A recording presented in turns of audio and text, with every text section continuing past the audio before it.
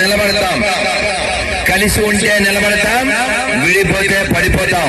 ఇది గుర్తుపెట్టుకుని ప్రాంతం, భాష, కులం, వర్గం ఇటువంటి వాటిని అతీతంగా కేవలం హిందూ హిందూ హిందూ హిందూ హిందూ హిందూ దేశ్ కి బంధు, హిందూ హిందూ హిందూ హిందూ హిందూ హిందూ హిందూ హిందూ హిందూ హిందూ హిందూ హిందూ హిందూ వందే వందే వందే వందే వందే బజరంగ బలి వీర హనుమాన్ కి జై శ్రీరామ్, జై శ్రీరామ్, జై శ్రీరామ్.